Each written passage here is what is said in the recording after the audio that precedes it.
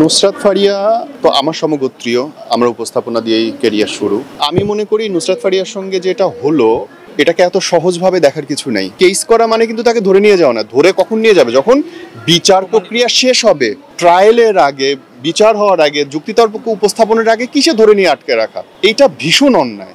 যে বিষয়টা একজন শিল্পী জায়গা থেকে যদি জানতে চাই, বলো। রাজনৈতিক মতাদর্শ একজন শিল্পী থাকতেই পারে, রাজনৈতিক হিসেবে যদি ক্যারিয়ার হিসেবে সেটা আলাদা বিষয়। সম্প্রতি গতকালকে নুসরাত ফারিয়ার সঙ্গে যেটা হলো, মানে এখনো যেটা হচ্ছে, আসলে একজন শিল্পীর জায়গা থেকে যদি একটু জানতে চাই জিনিসটা ঠিক হলো কিনা, বা আপনার দৃষ্টিকোণ থেকে যদি। ওকে, নুসরাত ফারিয়া তো আমার সমগোত্রীয়, আমরা উপস্থাপনা দিয়েই ক্যারিয়ার শুরু।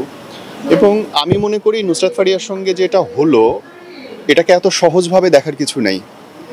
ওই যে একটা রাশিয়ান গল্প আছে, হ্যাঁ, যে একজন বলছে যে আমি সমাজতন্ত্র করি না, কিন্তু আমার পাশের বাসার একজন সমাজতন্ত্র করে এরকম লোককে ধরে নিয়ে গেছে, আমি কিছু বলি নাই। আমি শিল্পী না, আমার পাশের বাসার এক ব্লক পরে একটা শিল্পীকে ধরে নিয়ে গেছে, আমি কিছু বলি নাই। আমি কৃষক না, আমার এক ব্লক দূরে একজন কৃষককে ধরে নিয়ে গেছে, আমি কিছু বলি নাই। হঠাৎ করে শুনলাম আমার দরজায় করা আমাকে ধরতে এসছে, এখন আমার জন্য বলার কেউ নাই। কেস যে কারণে নামে হইতে পারে, নাগরিকের অধিকার আছে, একজন আরেকজনের নামে কেস করার অধিকার আছে, কিন্তু কেস করা মানে কিন্তু তাকে ধরে নিয়ে যাওয়া না। ধরে কখন নিয়ে যাবে? যখন বিচার প্রক্রিয়া শেষ হবে, ট্রায়ালের আগে, বিচার হওয়ার আগে, যুক্তিতর্ক উপস্থাপনের আগে কিসে ধরে নিয়ে আটকে রাখা, এইটা ভীষণ অন্যায়। আমার মনে হয় কোনো না কোনো জায়গায় ভুল হয়েছে ব্যাপারটাতে। কারণ সবাই চেষ্টা করছে, সব পক্ষ, বাংলাদেশের সব পক্ষ চেষ্টা করছে একটা সুন্দর ধারাবাহিকতা তৈরি করার জন্য। এটা খুব জরুরি।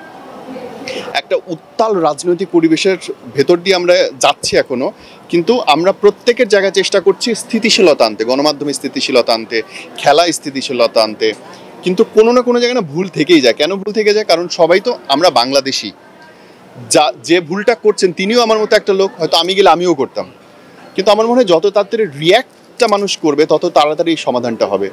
সো ওই লোক যে বসে বসে ভাবছে যে আমি তো কৃষক না, আমি তো সমাজতন্ত্র করি না, আমি তো শিল্পী না, তার জায়গায় আমি আপনি দাঁড়াইতে খুব বেশি সময় নেই।